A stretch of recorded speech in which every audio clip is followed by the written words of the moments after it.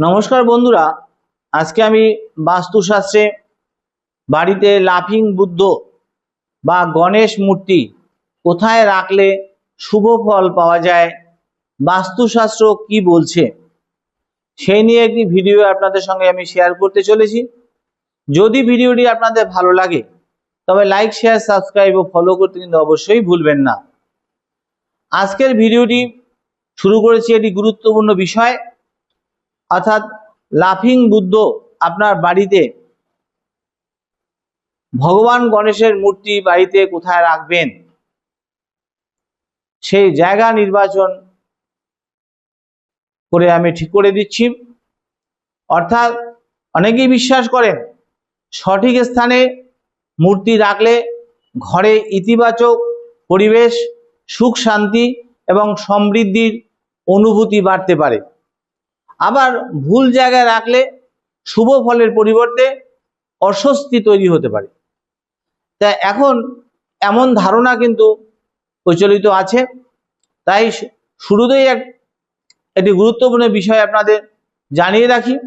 বাস্তুশাস্ত্রের এই নিয়মগুলি প্রাচীন বিশ্বাস ও ঐতিহ্যের উপর ভিত্তি করে কিন্তু তৈরি।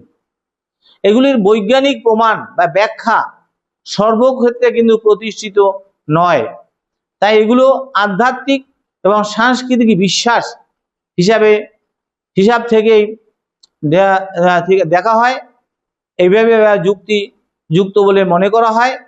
চলুন এবার বিস্তারিত জেনে নেওয়া যাক লাফিং বুদ্ধ কোথায় রাখলে শুভ বলে মনে করা হয়। প্রচলিত যে ফেং শুই বা অনেকের বিশ্বাস অনুযায়ী লাফিং বুদ্ধকে এমন জায়গায় রাখা হয় যেখানে বাড়িতে প্রবেশ করার সময় সহজে চোখে পড়ে।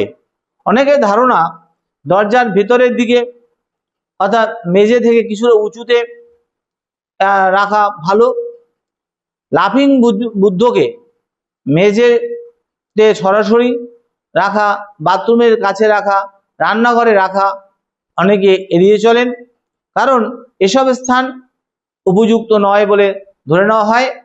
ভগবান গণেশের মূর্তি তাহলে কোথায় রাখা উচিত?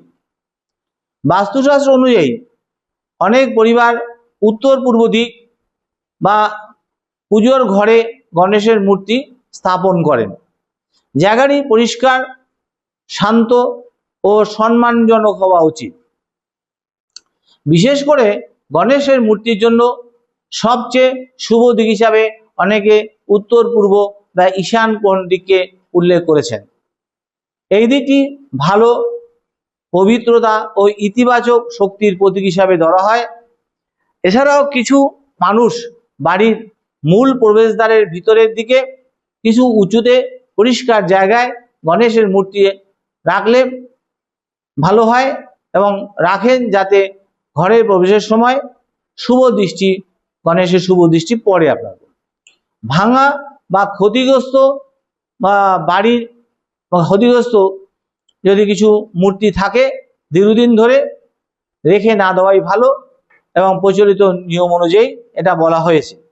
কেউ বিশ্বাস করেন যে এমন মূর্তি যথাযথ ধর্মীয় রীতিতে সরিয়ে রেখে নতুন মূর্তি স্থাপন করাই ভালো।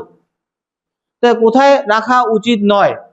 বাথরুমের পাশে রাখা উচিত নয়, ভিতরেও রাখা উচিত নয়, রান্নাঘরের মেঝেতে রাখা উচিত নয়, অগোছালো জায়গায় রাখা উচিত নয়, জুতোর তাকের উপরে বা নিচে রাখা উচিত নয়, সরাসরি মেঝেতে রাখা উচিত নয়, পরিষ্কার তাক বা টেবিলের উপর রাখা ভালো।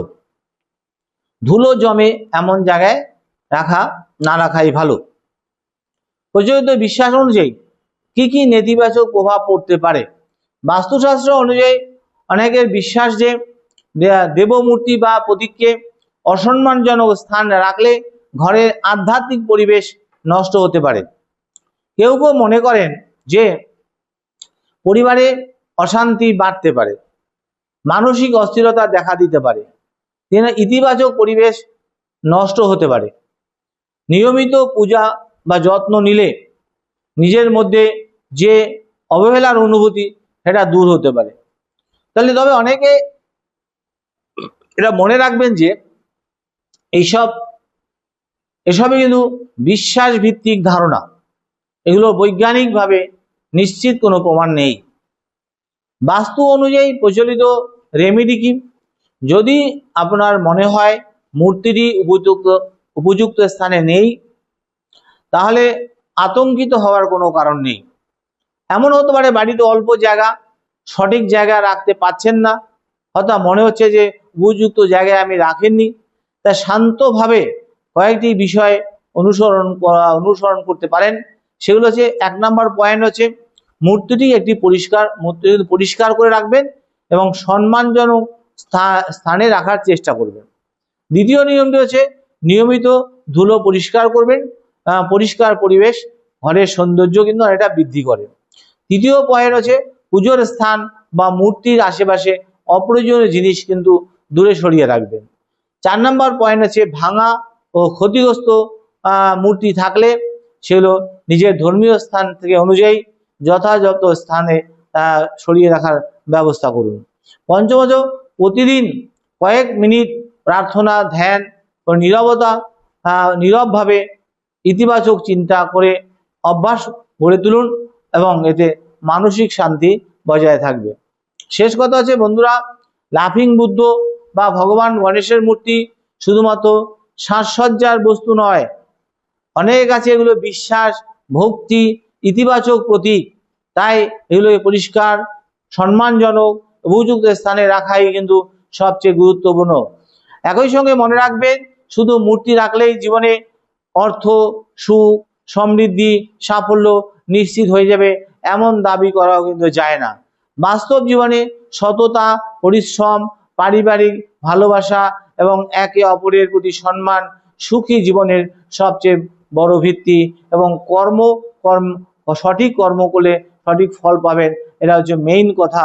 তারপরে আপনি কর্ম আপনাদের করবেন তার সঙ্গে। তাই ভিডিওটি যদি ভালো লাগে তবে লাইক, শেয়ার, সাবস্ক্রাইব ও ফলো করতে অবশ্যই ভুলবেন না। এই বলে আমি শেষ করলাম। আপনারা ভালো থাকবেন, সুস্থ থাকবেন। নমস্কার।